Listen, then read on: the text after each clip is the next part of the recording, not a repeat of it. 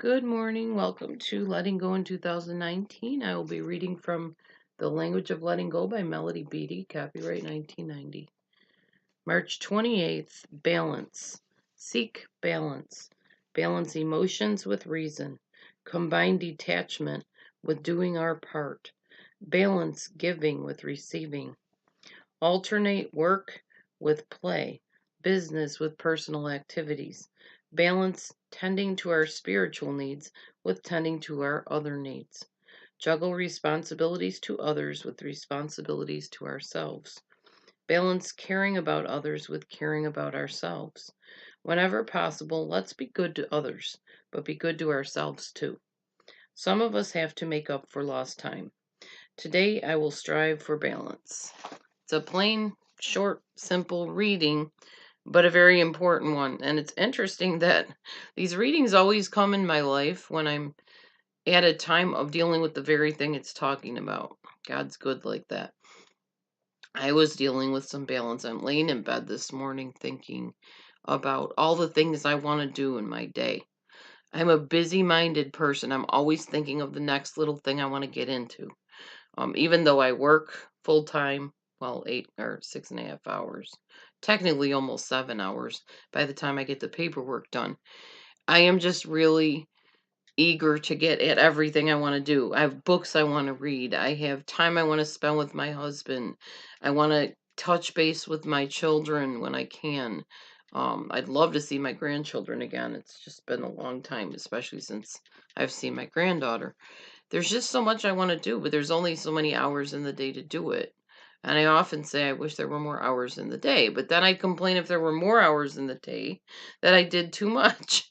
So it's just a matter of finding that balance between one thing you want to do and another thing you want to do. So one thing I didn't want to do this morning was get out of the bed. I could have probably slept another hour, but at the same time, my mind wanted to go on and see what bills I have to pay tomorrow. So that's what I mean.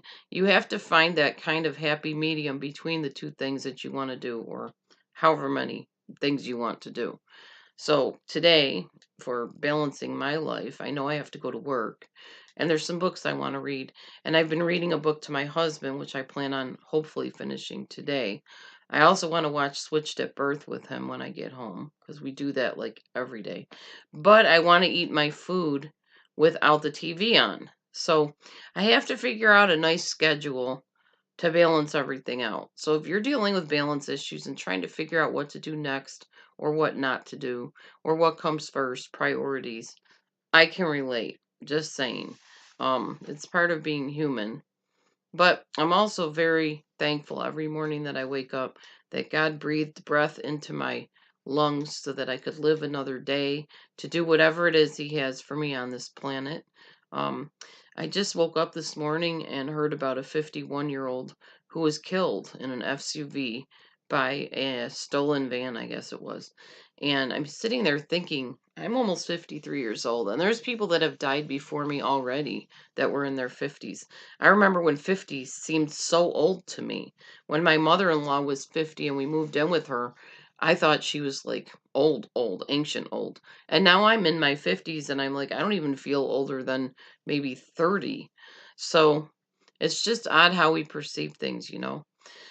Anyhow, I'm rambling, but basically the reading today was about balance. So do what you can to find the balance in your own life. Make a checklist, prioritize things, and try to divide up your day to include a little bit of everything that you want to do.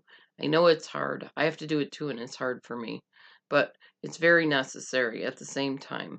Make sure you're eating a balanced meal, some meat, some vegetables, some grain, mostly vegetables, like overload your plate with vegetables. Just be careful. If you can get an organic vegetable, if you can't, then just pray over your food, because we know that there's pesticides and stuff put in our foods, but God can protect you from that. There's been people that have been living beyond pesticides for years. So just because somebody sprays your vegetables with something, some chemical, does not mean you're necessarily going to die from it. Just pray and believe God to get you through. Anyway, love to all, and we will see you on the next Letting Go in 2019. Have a blessed day. I'm off to work shortly. Bye bye. Be safe.